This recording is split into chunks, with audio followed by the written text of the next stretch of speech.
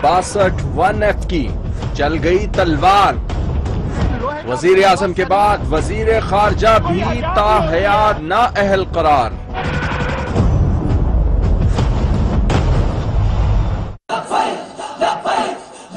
फैजाबाद धरना case, supreme court security इदारों पर बरहम, मामला क्या है?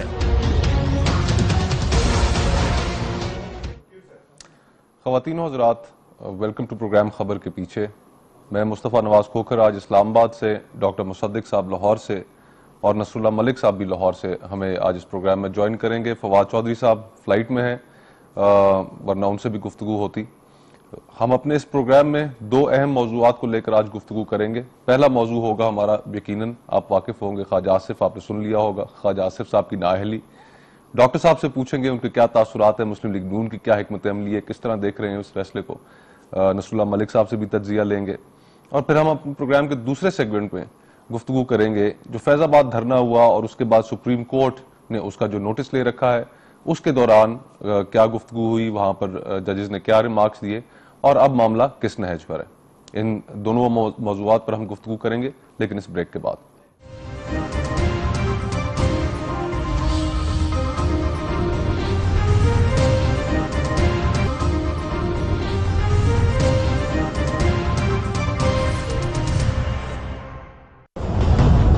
हम हर किस्म की इन्वेस्टिगेशन के लिए तैयार हैं। कोई हया भी होती है, कोई शर्म भी होती है। आज जो फैसला आया है ख्वाजा आसिफ को ये बताया है कि शर्म क्या होती है, हया क्या होती है। लोहे का बना हुआ सरिया जो ख्वाजा आसिफ की गर्दन से आज पाकिस्तान तहरीक इंसाफ ने निकाल दिया। शर्म क्या होती है, हया क्या होती है।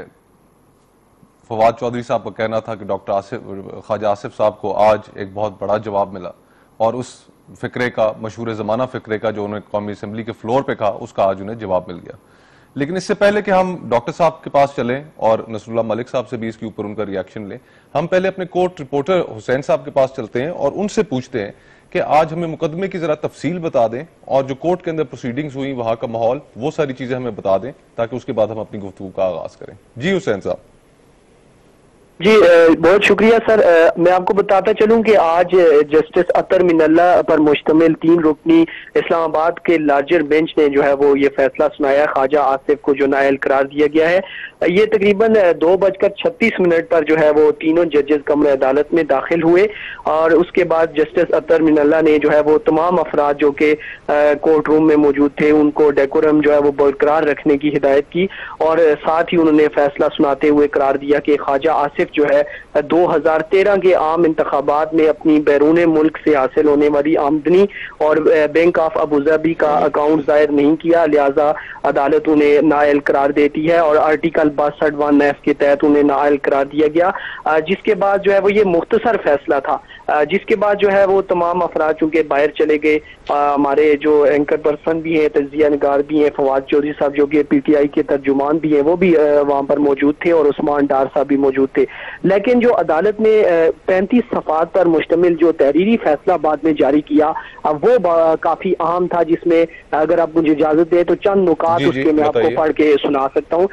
उसमें ये कहा गया कि दुबई कंपनी से मुआहदा जाहिर करने की सूरत में ख्वाजा आसिफ को अकामा और बारी तनख्वाह से हाथ धोना पड़ते थे। ये फैसले में कहा गया, साथ साथ कहा गया कि बतौर वजीर दिफा और वजीर खारजा भी जो है वो ख्वाजा आसिफ कंपनी को टेलीफोन पर मुशावरत देते रहे और मुराद हासिल की। अदालत खुद को कायल नहीं कर सकी कि जानबूझकर छुपाए गए असासे ईमानदाराना गलती थी। इसके अलावा ख्वाजा आसिफ ने 12 अप्रैल का खत पेश करके अपने लिए मुश्किलात पैदा की।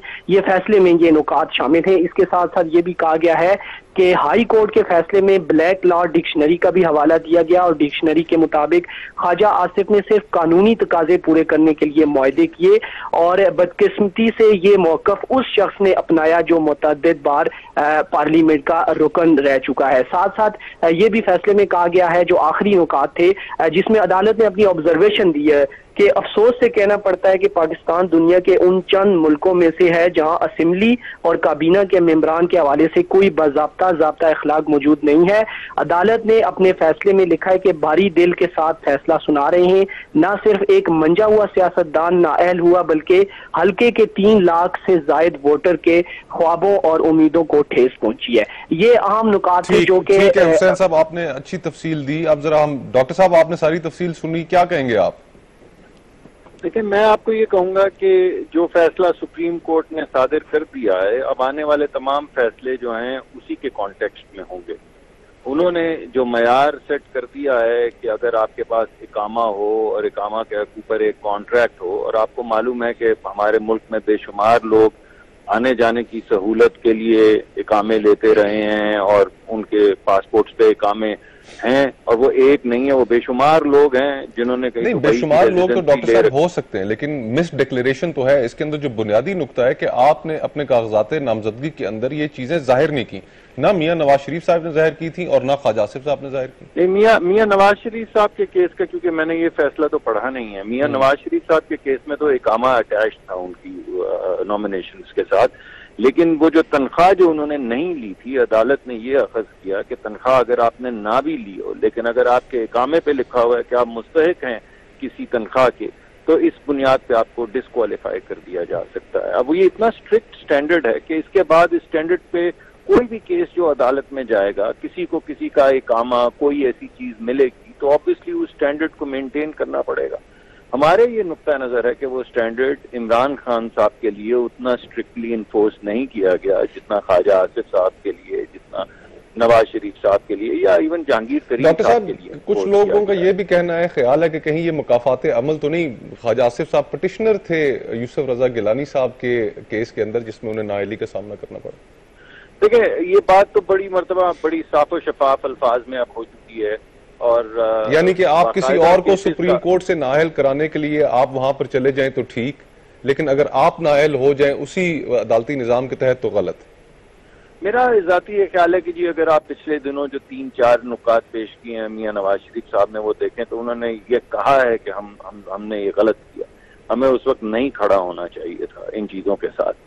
और अगर आप समझते हैं कि आपको भी 2-3 शहादतें चाहिए और उसके बाद आपको ये बात समझ आएगी कि ये रविश जो है ये ठीक नहीं है और इसके जद में सब लोग आएंगे और उससे जमहूरियत का सफर जो है वो खराब होगा, तो ठीक है। चले नसरुल्लाह मलिक साहब की तरफ चलते। मलिक साहब, ये जुडिशल एक्टिविज्म है, एक सही कानूनी तौर पे सही फैसला है, आप उसको किस नजर से देख रहे हैं? देखिए मुस्तफा नवाज साहब, असल मसला क्या है? असल मसला ये है कि इस वक्त जो मुल्क के अंदर जो फैसले आ रहे हैं उनको बड़ा पॉलिटिकली देखा जा रहा है, और ख़ास तौर पे अगर आज ख्वाजा आसिफ साहब की बात करें, बिल्कुल मुसद्दिक मलिक साहब ने दुरुस्त कहा कि एक पैटर्न तो सेट हो गया था मियां नवाज शरीफ के फैसले के बाद कि अगर किसी के पास अकामा है, अगर किसी ने बाहर से कुछ सैलरी ले रहा है तो वो डिस्क्वालीफाई होगा। ख्वाजा आसिफ साहब का मौक़िफ़ ये है कि उन्होंने भी अपना पासपोर्ट अटैच किया था नॉमिनेशन पेपर्स के साथ कि वो अकामा उनके पास मौजूद है, लेकिन आज के फैसले के अंदर कहा गया कि वो वहाँ से सैलरी भी ले रहे थे और इसको क्लैश ऑफ इंटरेस्ट भी कहा गया। देखिए, बुनियादी बात ये है कि अगर आप इस किस्म के फैसले बुनियादी तौर पे तो आपको मेरी गुजारिश, देखिए जी केस तो मिस डिक्लेरेशन, अगर आप इस किस्म के फैसले कर रहे हैं, उसके साथ साथ अदालत अगर ये सोचे कि आप इस मुल्क के अंदर जो सीनियर लीडरशिप है उसके लिए सियासत के दरवाजे बंद कर रहे हैं, तो मेरे ख्याल में ये आपको सोचना पड़ेगा। आप इस मुल्क के अंदर कत्ल करने वाला 25 साल सजा पाने के बाद भी वापस आके इलेक्शन के लिए क्वालिफाई कर जाता है। इस मुल्क के अंदर बड़े बड़े केसेस में मुकदमात में मुलवस लोग बाहर आते हैं, क्वालिफाई कर जाते हैं, जैसा कि जमशेद दस्ती साहब का वाकया, बाकी वाकयात भी हैं कि जहां आपकी डिग्री जैली साबित हुई और ये साबित हुआ कि आपने झूठ बोला। क्या हम ये समझें कि ये मुस्लिम लीग नून की बैड पॉलिटिक्स है कि जिस वक्त हम 18वीं तरमीम कर रहे थे तो पाकिस्तान पीपल्स पार्टी ने, हमारा तो उसूली मौकफ रहा है उस शिक पर जिस शिक के तहत ये नाअहल हुए हैं कि इसको आइन में नहीं होना चाहिए, एक डिक्टेटर ने इंट्रोड्यूस कराया था, हमने इन्हें कहा कि आए इसके अंदर तरमीम कर लें, तब्दीली कर लें, तो उस वक्त इनका यह जवाब था कि नहीं, ये आइन में रहनी चाहिए और हमें सिर्फ वो शेख जो तीसरी दफा वजीर आजम बनने वाली है उसके ऊपर हमसे बात करें। तो ये तो फिर अब जिस वक्त अपने ऊपर पड़ गई, सियासतदानों की गलतियां है ना मुस्तफा साहब की, तो इस गलती का जिम्मेदार भी तो फिर बुनियादी तौर पर नवाज शरीफ साहब है। बड़ा दुरुस्त था साहब, देखिए मैं ये बिल्कुल मैं समझता हूँ पीपल्स पार्टी का मौका बड़ा दुरुस्त था कि आपको 62-63 को निकालना चाहिए, और खासतौर पर वो ऐसी आइन के अंदर जो शिकें मौजूद हैं जो किसी आमराना दौर में डाली गई और जिनको इस्तेमाल किया जा सकता है, डेमोक्रेटिक सिस्टम के खिलाफ इस्तेमाल किया जा सकता है, तो उसको निकालना चाहिए था। मुस्लिम लीग नवाज ने गलती की जिसका आज वो खुमियाजा भुगत रहे हैं, और मेरे ख्याल में इसको तस्लीम भी वो कर रहे हैं। मियां नवाज शरीफ साहब ने भी कहा कि अगर उन्होंने तरमीम नहीं की, इवन नैब के हवाले से जो आज रिजर्वेशन हैं लोगों की, जो नैब के ऊपर आज जो उंगलियां उठ रही हैं, तो ये भी नैब में भी तरमीम की जा सकती थी, इसको मॉडिफाई किया जा सकता था चीजों को, ताकि नैब भी किसी के खिलाफ इस्तेमाल ना हो सके। लेकिन सियासतदानों की गलती उन्होंने नहीं किया, जिसका आज उन्हें बहरहाल नुकसान उठाना डॉक्टर साहब, मुस्लिम लीग नून की गलत हिकमत अमली थी। ये नुक्ता नजर है कि ये आपकी बात माने लेते हैं, क्योंकि हम खुद ये कह रहे हैं कि वो हमने गलतियां की हैं। मेरे ख्याल में गलतियां अब दोबारा हो रही हैं। आपको मालूम है जब आपके साथ ये हुआ सब कुछ, तो हमारे गुमान में ये बात थी कि सिर्फ आप ही के साथ होगा और हमारे साथ तो नहीं होगा, लेकिन वो गलत साबित हुई। और अभी जो इस वक्त सिलसिला चल रहा है, उसी तरह की सियासी एक पोलराइज जो फिजा है, उसमें ये गुमान किया जा रहा है कि ये शायद PMLN के साथ ही होंगे और उसके बाद सब कुछ छट जाएगा और ठीक हो जाएगा। मुझे लग ऐसा रहा है कि अब इसकी जद के अंदर जमहूरियत आ रही है, कोई एक पार्टी नहीं आ रही। पूरा जमहूरी निजाम जो है उसको ऊपर कंटेनमेंट जो है वो डाली जा रही है, खास किस्म की कंटेनमेंट डाली जा रही है। और आज जो बात की गई है वो ठीक है कि अगर आपने कोई कंस्ट्रेंट्स डालने हैं तो वो ज़ाब्ता जो है, यानी कॉन्फ्लिक्ट ऑफ इंटरेस्ट के हवाले से हो, किसी भी एक हवाले से हो, वो ज़ाब्ता सामने होना चाहिए। नहीं, लेकिन डॉक्टर साहब जब ये बातें आपके मौकफ में चले, थोड़ा बहुत वजन होगा, मैं उसको चले फॉर द आर्गुमेंट सेक मैं मान भी लेता हूँ, लेकिन फिर एक अगला सवाल अहम ये उठता है कि आपको ये सारी गुफ्तगू, ये जमहूरियत को आपको खतरे में पड़ जाना, ये आपको उस वक्त क्यों याद आई जब सिर्फ मियां नवाज शरीफ साहब और उनके जो करीबी दोस्त अहबाब हैं, जो पार्टी के लोग हैं, उनके खिलाफ फैसले आने शुरू हुए?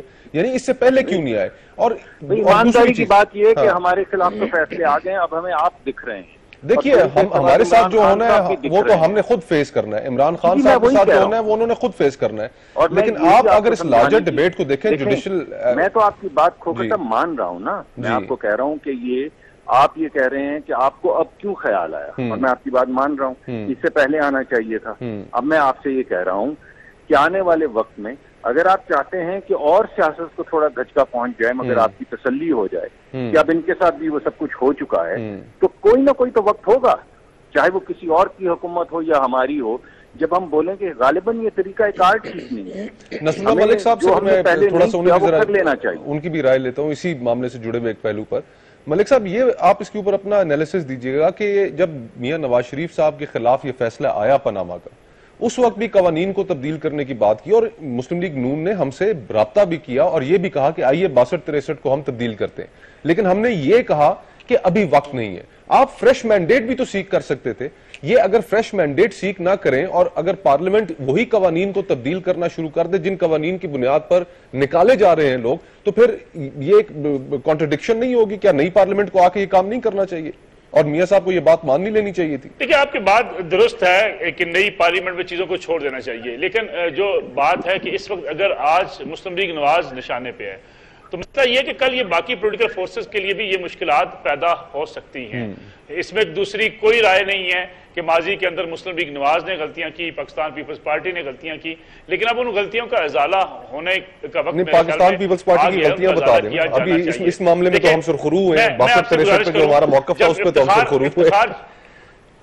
नहीं, खोखर साहब देखिए, जब इफ्तिखार चौधरी साहब जिस वक्त 100 मोटर्स ले रहे थे और मीडिया ट्रायल किया जा रहा था पाकिस्तान पीपल्स पार्टी का, मैं समझता हूं हम उन लोगों में शामिल थे जो उस वक्त इस बात को गलत कहते थे कि देखें, अदालतों का काम नहीं है जिस तरीके से पीपल्स पार्टी को टारगेट किया गया है, और मीडिया का काम भी नहीं है जिस तरीके से मीडिया ने बिल्कुल दीवार के साथ लगाया पाकिस्तान पीपल्स पार्टी को। मेरे ख्याल में पूरा खेल दोबारा दोहराया जा रहा है, उसी तरीका का खेल अब भी आपको नजर आ रहा होगा। तो इससे पाकिस्तान के अंदर आपका पॉलिटिकल सिस्टम वीक हो जाएगा। अच्छा नसरुल्लाह मलिक साहब, ये बताइएगा कि इसके सियासी असरात क्या होंगे? चले, फैसला आ गया, उसकी कानूनी जो 62-63 है उसके ऊपर भी हमने बात कर ली, जरा इसके सियासी असरात बताइए कि क्या मुस्लिम लीग नून एक पोटेंट पॉलिटिकल फोर्स इन तमाम फैसलों के बाद पंजाब में आपको नजर फिर भी आती है या अब कोई मामलात शेकी हैं? देखिए, मैं तो इसको इस नजर से देखता हूं कि एक सेटबैक जरूर है। ख्वाजा आसिफ एक बड़े लीडर हैं पाकिस्तान मुस्लिम लीग नवाज के, उनका डिस्क्वालीफाई होना या याद ना होना उनके लिए बड़ा एक सेटबैक हो सकता है, मुश्किलात हो सकती हैं। लेकिन इस जो मुस्लिम लीग नून अकेला सिंगल आउट करके आपने जो टारगेट किया गया है उसका जी डॉक्टर दोबारा से वजाहत कर दें हमारे नाज़रीन के लिए कि क्या ये नाअहलियत जो है ये ताहयात हुई है, क्योंकि मैंने भी फैसला नहीं पढ़ा। देखिए 62(1)(f के तहत देखें, गुजारिश ये है कि जब 62(1)(f के तहत उन्हें डिस्क्वालीफाई किया गया तो वही मियां नवाज शरीफ वाला केस सामने आ गया। ठीक। अब इसलिए जब उसका फैसला आ चुका है कि वो ताहयात है तो इसको भी ताहयात कंसिडर किया जाएगा जब वो अपील में भी जाएंगे। लेकिन सवाल ये, मैं जो बात कर रहा था, ये जो मुस्लिम लीग नवाज का मौकफ जो बात की है मुस्लिम लीग नवाज ने, ये जिस बयानिए को वो लेके चली है कि हमें सिंगल आउट किया जा रहा है, मेरे ख्याल में वो अपनी जगह पे एग्जिस्ट करता है। जब अगर वो एग्जिस्ट करता रहेगा तो हम ये समझें कि मुस्लिम लीग नवाज वाइप आउट हो जाएगी या उसके लिए बहुत ज्यादा मुश्किलात बढ़ जाएंगी, ये कहना मेरे ख्याल में बहुत कबाज़ वक्त है। अच्छा नसरुल्लाह मलिक साहब, हमारे प्रोग्राम में थोड़ी सी स्पाइस और बड़ी संजीदा और हम बड़ी इंटेलेक्चुअल गुफ्तगू कर रहे थे, जरा स्पाइस ऐड करने के लिए फवाद चौधरी साहब हमारे साथ जुड़ गए। फवाद भाई, वाह फवाद भाई, ये कुछ शर्म होती है, कोई हया होती है, कुछ तबसरा करे। डॉक्टर साहब को आज बहुत ही ओवरली सेंसिटिव हुए हुए। नहीं, डॉक्टर साहब को तो अब ट्रैक्टर और ट्राली का बंदोबस्त करना चाहिए ख्वाजा आसिफ साहब की वापसी के लिए। और इस तरीके से देखिए, पहली बात तो मुझे नसरुल्लाह मलिक साहब की समझ नहीं आई कि PMLN की मुश्किलात में इजाफा हो जाएगा। अब इसके बाद तो नवाज शरीफ साहब का शामिल होना रह गया कि वो भी उनको हम पीपल्स पार्टी या PTI में एडजस्ट कर लें, बाकी को रह तो कोई नहीं गया। तो जिस तरीके से PMLN जा रही है, ये तो इस वक्त अगली MKM है, इसमें क्या शुबा है। ये तो टुकड़ों में बट गई है ऑलरेडी और मजीद टुकड़े उसके हो जाएंगे। मरियम नवाज साहिबा ने और डॉक्टर मुसद्दिक मलिक साहब ने और इनके जो बाकी साथी हैं, उन्होंने जो एक हॉकिश लाइन लेके जो मेहरबानी की है नून लीग पे, आपको पता है, मैं और आप तो हमेशा ये कह रहे थे कि मुस्लिम लीग नून वाले जो है ये तो सारे मीठा मीठा हक करने वाले लोग हैं, कभी इन्होंने तहरीक वगैरह या लड़ाई तो इन्होंने कभी की नहीं है। अभी इनकी हुकूमत है तो ये हाल है, 31 मई आने में, उसके बाद देखिएगा क्या बनता है इनका। ये तो PMLN जो है वो अपनी उम्र तभी उम्र पूरी करके ये फेड अवे हो गई है। अब नई पॉलिटिकल देखते हैं आगे सिचुएशन, पॉलिटिकल पार्टी क्या बनती है, क्या सिचुएशन निकलती है। जी डॉक्टर साहब, बड़ी मेरा ये ख्याल है ये इनकी गुफ्तगू सुनने के बाद कि अभी तक तो जितनी भी ये यूनिलैटरलिज्म हो रहा है, जैसे डरा धमका के कुछ लोगों को तोड़ने की कोशिश की जा रही है, और उसमें भी आपके सामने ही है कितने वो 12-14 वही लोग जो पहले क्यू लीग में थे वो यहाँ वहां जा रहे हैं, और वो हमारे लिए तो एक्सपेक्टेड भी था कि ये जाएंगे।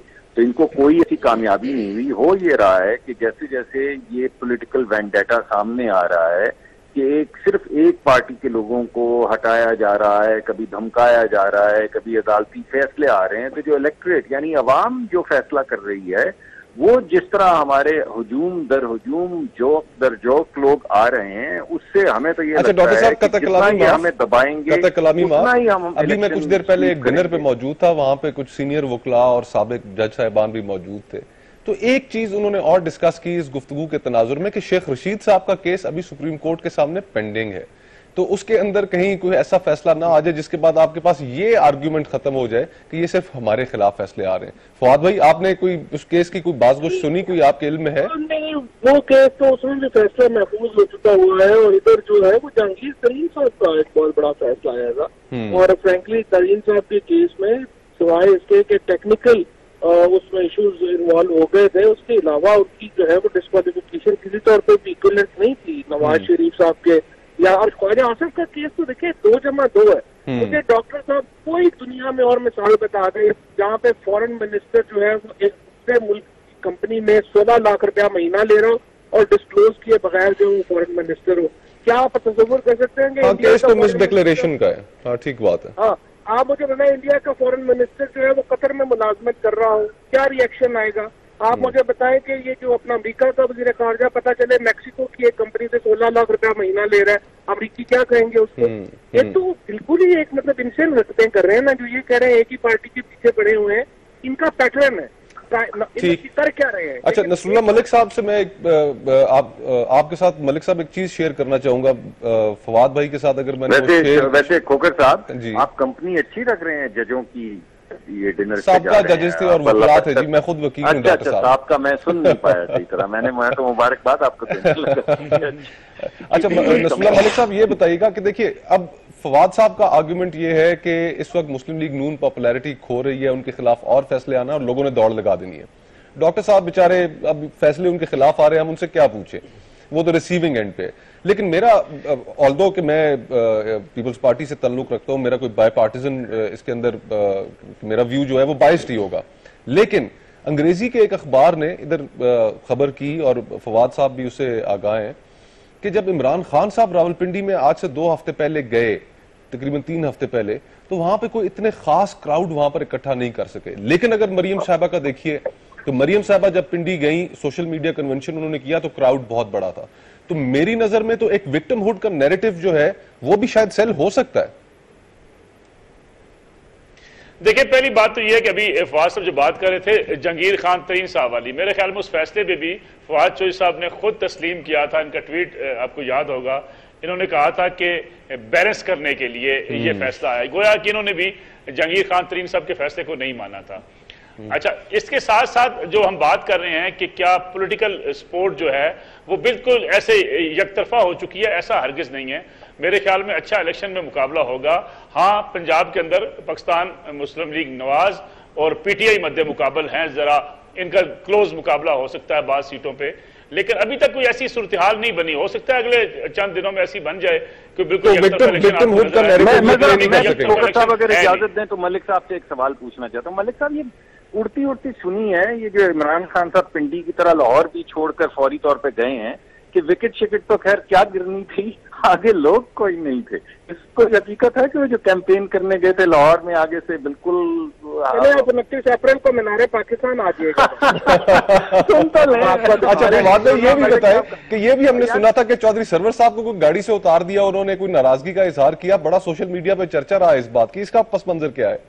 अच्छा नहीं, मैं तो लंदन था। देखिए, मेरे ख्याल में अच्छा ठीक, लाहौर में जो था पीटीआई का कोई बड़ा जलसे का प्रोग्राम नहीं था, वो कॉर्नर मीटिंग टाइप आप समझें कि छोटे छोटे जलसे करना चाह रहे थे। अलबत्ता उसमें जो थी पीटीआई की पीटीआई उसमें मेरे ख्याल में उतनी कामयाब नहीं हुई उन मीटिंग्स के अंदर उसको एक बड़ी गैदरिंग करने में। ये वजह थी कि खान साहब शायद जो हमारी इत्तलात के मुताबिक है नाराज भी थे इस बात पे, लेकिन बहरहाल पीटीआई अच्छा जलसा करेगी लाहौर के अंदर अगर आप देखेंगे मीनारे पाकिस्तान वाला। देखिए, मैं दूसरी बात एक आपके प्रोग्राम में जरूर अर्ज करना चाहता हूं। ख्वाजा आसिफ साहब डिस्क्वालीफाई हुए, ठीक है, मेरा मौक़िफ़ अब भी यह है कि उन्हें एक दफा डिस्क्वालीफाई होना चाहिए, उनको इलेक्शन लड़ने का किसी भी शख्स को दोबारा मौका मिलना चाहिए। लेकिन ये कौम ये सवाल जरूर पूछती है कि जब माजी में जो मोइन कुरैशी साहब आए इस मुल्क के अंदर, वो कंपनियों में काम करते थे, बाहर की कंपनियों के साथ मुलाजिम भी थे, शहरियत भी थी। फिर उसके बाद शौकत अजीज साहब आए, यहाँ पे वो शहरियत भी रखते थे, कंपनियों के मुलाजिम भी थे, सैलरी भी लेते थे। और अब भी मैं कुछ नाम ऐसे जो निगरान सेटअप में जा रहे हैं, वो बाहर की कंपनियों में काम भी करते हैं और सैलरीज भी लेते हैं। तो मेरे ख्याल में मलिक साहब ये तो बताएं हैं कौन, 2-4 नाम तो थे। मलिक साहब बाकी बात छोड़े, निगरान जो भी नाम डिस्कस हो रहे हैं, देखिए ना, बहुत से लोग ऐसे हैं कहा रहता है कि इनका ये सामान निकल है, बाकी को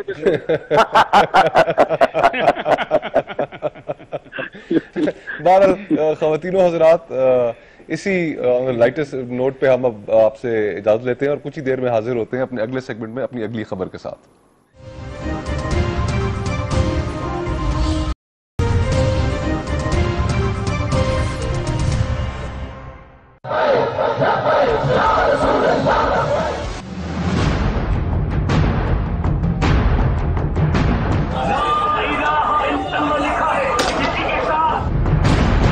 हमारा सियासत से कोई तल्लुक नहीं।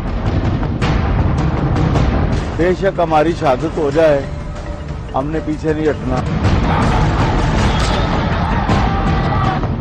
12 घंटे तक हमारी बात है, चीजें समेटेंगे, जब समेट हो जाएगी तो हम चल पड़ेगा। क्या मसला? ख़वातीन हज़रात, वेलकम बैक। अपने प्रोग्राम के इस सेगमेंट में हम गुफ्तगू करेंगे, आपको याद होगा इस्लामाबाद और रावलपिंडी के संगम पर फैज़ाबाद में एक धरना हुआ और उस धरने ने इस शहर के बासियों को, दोनों जुड़वा शहरों के बासियों को काफ़ी अरसा अजियत में मुब्तला किए रखा। उसी की सुप्रीम कोर्ट में उसी धरने के मुतालिक हेयरिंग हो रही थी और जस्टिस काजी फाइज ईसा जो सुप्रीम कोर्ट के जज साहब हैं, उन्होंने उस केस में सिक्योरिटी इदारों की तरफ से नई रिपोर्ट उस सारे वाक़े के मुतालिक ना पेश करने के ऊपर काफ़ी बरहमी का इजहार किया। और जब उन्होंने अपनी बरहमी का इजहार किया तो उसके अंदर उन्होंने कमेंट्स जो दिए, वो कुछ कमेंट्स में उसमें से आपके साथ शेयर करता हूं। उसमें उन्होंने कहा कि उन्होंने रिमार्क्स दिए कि कोई खुद को कानून से बालातर ना समझे, ये मुल्क फौज ने नहीं बनाया, अवाम की कुर्बानियों से मुल्क बना, और मेरे आबाओ अजदाद ने भी तहरीक पाकिस्तान में हिस्सा लिया था। ये मुल्क इशारों पर नहीं चलेगा। पाकिस्तान की तारीख पढ़ें, पाकिस्तान किस तरह बनाया गया था। कायदे आजम के इर्द गिर्द ऐसी लीडरशिप थी जो पाकिस्तान बनाना चाहते थे। कायदे आजम के साथ कोई ब्रिगेड नहीं थी। फिर उन्होंने कहा कि उसी धरने में कि मौजूद चीफ जस्टिस को गालियां दी गई, मगर इस बात की किसी को परवाह नहीं है।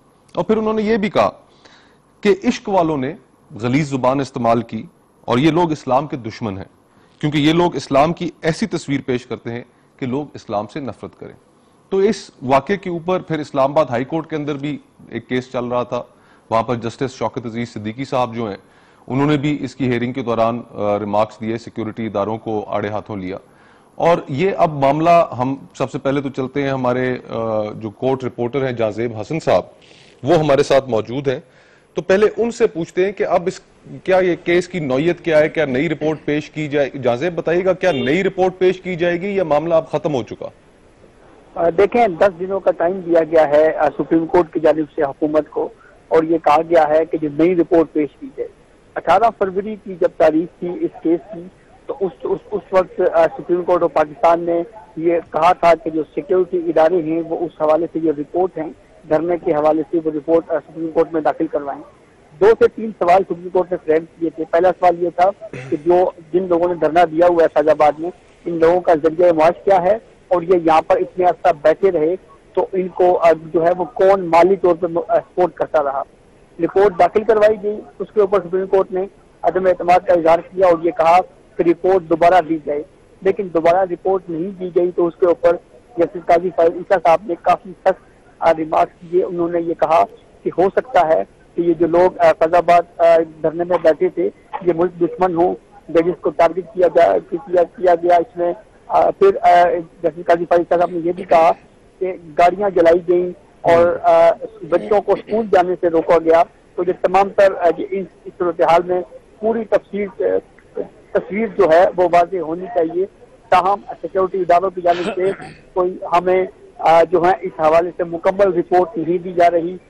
10 दिनों का वक्त दिया गया है। अटॉर्नी जनरल को भी ये कहा गया है कि वो भी ठीक है, यानी कि 10 रोज का वक्त दिया गया है। फवाद भाई, आप हमारे साथ हैं। लेकिन ये बताइए, आप अदालत में मौजूद थे, ये बताइएगा कि ये एक तरफ तो सिक्योरिटी की रिपोर्ट और धरने की बात हो रही है, मगर ये जो आड़े हाथों उन्होंने फौज के मुतल्लिक कमेंट्स किए हैं कि ये मुल्क फौज ने नहीं बनाया, ये कमेंट्स कहां से आए? इनका क्या ताल्लुक है फैजाबाद के धरने से, या उन्होंने किस तरह ताल्लुक जोड़ा है फैजाबाद धरने से इस बात का? देखिए, जो कॉन्टेक्स्ट लग रही बात। आप इतने मासूम हैं डॉक्टर साहब। हूं तो नहीं, लेकिन चले प्रोग्राम के लिए आपका प्रोग्राम बचा रहा हूं। जी जाज़ेब बताइएगा डॉक्टर साहब के सवाल का जवाब। जी, मैं ये कह रहा हूँ कि जो रिपोर्ट सुप्रीम कोर्ट ने मांगी थी वो ISI से मांगी थी, और ये कि ISI जो है वो इस हवाले से हमें रिपोर्ट दे। तो जाहिर बात है रिपोर्ट जो है वो उनकी जानिब से दी जानी थी, उन्होंने नहीं दी। तो इस कॉन्टेक्स्ट में पूरी बात हुई। वजारत दिफा के नुमाइंदे जो है वो कोर्ट के अंदर मौजूद थे, तो उसके ऊपर जस्टिस काजी फैसल ईसा साहब ने ये सारी ऑब्जर्वेशन दी और ये कहा कि जो मुल्क है वो जो मुल्क है हमारा, ये जो है वो ठीक है। ये सारे कमेंट्स हमें पता है। जाज़ेब, मैं जरा फवाद भाई आपकी तरफ चलता हूँ। जरा मुझे ये बताइएगा कि अगर ये एक आर्ग्यूमेंट आए कि equality before the law, equality before the law तो हमारा आइन कहता है, और फिर अगर कुछ लोगों के ऊपर मुस्लिम लीग नून का ये गिला रहता है कि कंटेम्प्ट ऑफ कोर्ट की उनके ऊपर प्रोसीडिंग्स होती हैं, उनके ऊपर मुकदमात चलाए जाते हैं, फिर बात में थोड़ा वजन तो लगता है कि आप जब दूसरी जानिब पब्लिकली फौज को गालियां देने वाले जो मौसूफ ने आर्मी चीफ राहील शरीफ के बारे में गुफ्तगू की थी वो भी हमारे इल्म में है, जो और दीगर इदारों के सरबराहान के बारे में, चीफ जस्टिस साहब के बारे में जो गुफ्तगू की वो भी हमारे इल्म में, तो जब उनको साइड पर रखा जाए, उनसे सवाल ना पूछा जाए तो कुछ सवाल तो उठेंगे। फिर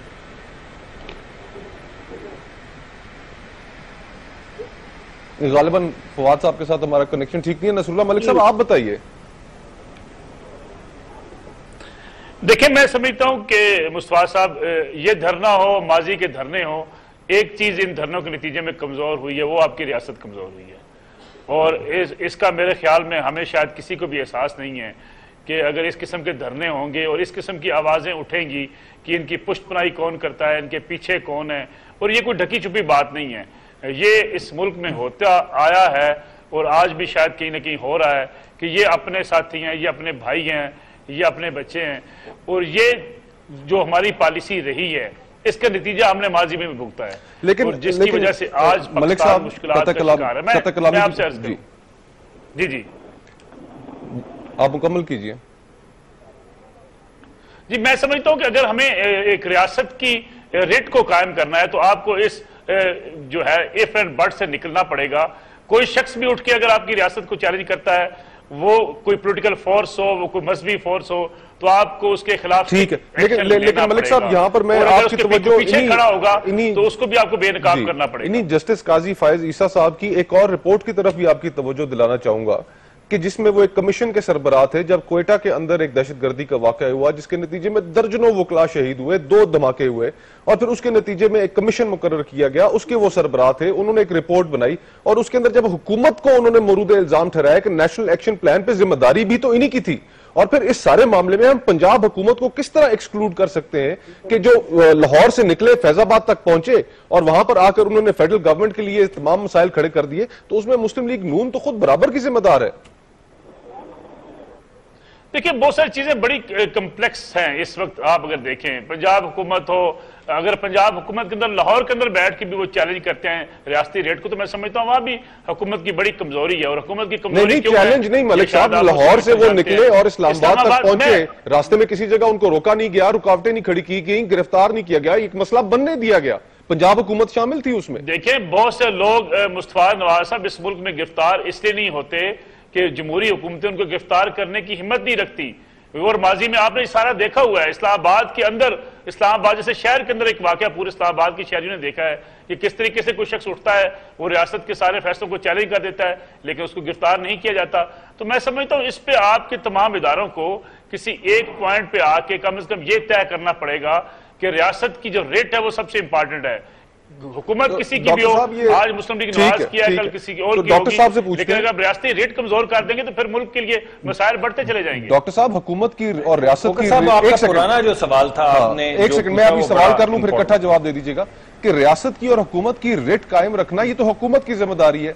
नेशनल एक्शन प्लान के ऊपर और जो काजी फायज ईसा कमीशन रिपोर्ट है उसके अंदर तो आपके ऊपर जिम्मेदारी डाली गई है कि आप उसके ऊपर से इंप्लीमेंटेशन नहीं कर सके, तो रियासत की रेट को तो आप कमजोर कर रहे हैं।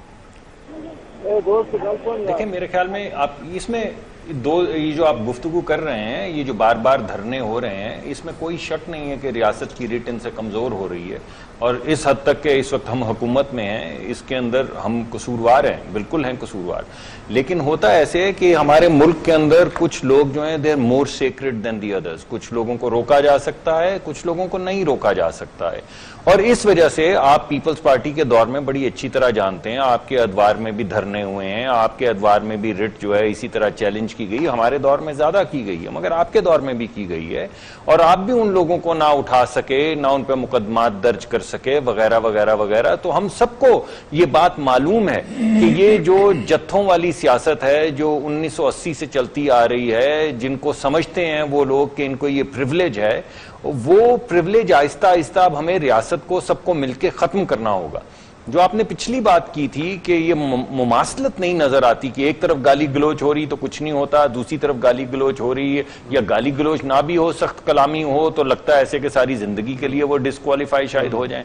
इसी तरह के आज का फैसला भी आप देख लें कि ये जो 62(1)(f) की इंटरप्रिटेशन को अभी यही अपना फवाद भाई की तरफ चलते हैं और उनसे भी पूछते हैं। अगर एक सेकंड दे दीजिए, मैं ये बात कहना चाहता हूं, इससे ताल्लुक रखती है कि देखें, अगर आप रेप के क्रिमिनल हों और आप पकड़े जाएं और आपका ट्रायल हो और आपको सजा हो जाए, तो आपकी सियासी डिस्क्वालिफिकेशन 5 साल है। जरा इस बहस को अच्छा चलिए आप नहीं सुनेंगे हमारा रोना, पहले भी कभी नहीं सुना, आप आज क्यों सुनेंगे? इस मामले में भी डॉक्टर साहब अपना रोना लेकर आ रहे हैं, तो इस मामले को आप किस नजर से देखते हैं? देखिए, पहली बात तो ये है कि डॉक्टर साहब, और मैं याद कराता चलूं कि आप भी धरना देने वालों में एक जमाने में शामिल थे 2014। बिल्कुल, हम तो उसी तरह भी हो जाएंगे शामिल अगर इशारा होगा। अभी एम्पायर की उंगली ने इशारा नहीं किया। जिस तरह से तरीके निजात चलाई गई थी या जिस तरह से लॉन्ग मार्च बेनजीर भुट्टो शहीद का हुआ था, वैसे ही हमने भी धरना दिया था, बिल्कुल सही बात है। अच्छा, दूसरी बात यह है ये लेकिन आपने एम्पायर के इशारे पे कहा था ना, इन्होंने तो नहीं कहा कभी कि हम एम्पायर के इशारे पे कर रहे हैं धरना। डॉक्टर साहब एम्पायर के इशारे की तो बात ही ना किया करें ना, आप तो प्रोडक्ट ही एम्पायर किए माशाल्लाह। आप अच्छा चलिए। दूसरी बात ये है कि तो यार आप फौरी तौर पे पर्सनल और जज्बाती हो जाते हैं। डॉक्टर साहब जो है वो पाकिस्तान की अपोजिशन के को बहुत बड़े रहनुमा है, तो हुकूमत को बता रहे हैं कि ये करना। हालांकि डॉक्टर साहब गुज़िश्ता कोई 4 सालों से वज़ीर आज़म पाकिस्तान के तर्जुमान है, और ये जो सारे इक़दाम डॉक्टर साहब ने बताए हैं कि वो थे जो इन्होंने करने थे, और अब आगे हमें पता चलता है कि ये अच्छा, पहली बात तो ये है कि इसमें तो कोई शुबा ही नहीं है, कोई रियासत चल ही नहीं सकती अगर आपकी वायलेंस के ऊपर मुनाफी जो है वो रियासत की ना हो। अब वो क्यों नहीं है, उसकी कई वजूहत हैं। उसकी वजूहत हुकूमती विल का ना होना है, उसकी वजूहत हमारे यहाँ मुसल्लह ग्रुप्स हैं जो हमने क्रिएट की। अब पर ये जो काजी फाइज साहब ने जो स्टेटमेंट्स दी या बात की, उसमें थोड़ा सा मुझे ये लगा कि उन्होंने जो पंजाब गवर्नमेंट ऑफ पुलिस है उसका तो किरदार उस तरह से डिस्कस ही नहीं किया, और जो है वो फौज को उन्होंने जरूर कहा कि वो, मैं समझता हूँ सही तौर के ऊपर उन्होंने उनकी भी बात की और कहा कि उनको जो है। देखिए फवाद भाई, कुछ हिस्टोरिकल रियलिटीज हैं, उनसे तो हम जान नहीं छुड़ा सकते ना, और वो हिस्टोरिकल रियलिटीज काफी कंट्रोवर्शियल हैं, और जिसके अंदर यानी कि जब मुझे एक ऐसी वीडियो व्हाट्सएप पे मौसूल हो जाए कि जिसमें एक साबका लेफ्टिनेंट जनरल साहब बैठकर अपना फलसफा झाड़ रहे हों, और उस फलसफा झाड़ने के अंदर वो एपीएस के जो हमारे शोहदा बच्चे हैं उनको कोलैटरल डैमेज कह दें, तो एक अजीब किस्म की थिंकिंग भी तो माजी में हमारी रही है, इसको भी तो तस्लीम करना पड़ेगा। ये शायद हो सकता है कि अभी भी हो, लेकिन मसला ये है कि वो, और अभी परवेज मुशर्रफ साहब ने एडमिट किया है कि वो इंटेलिजेंस एजेंसीज को इस्तेमाल करते रहे हैं, पोजीशन है जिसमें है, लेकिन हमने आगे बढ़ना है। अब आपने देखे ना जनरल ये नहीं, तो इसका मतलब तो हुआ कि हम आगे नहीं बढ़े ना। अभी एपीएस के वाकये को कितना अरसा गुजरा है, अगर उस वाकये के बाद लगा दिया था, सब कुछ कर दिया था, लेकिन सवाल यह है कि आगे बढ़ना है ना। अब चले, बहरहाल मेरे ख्याल से तो जो हमारे लिए अहम चीज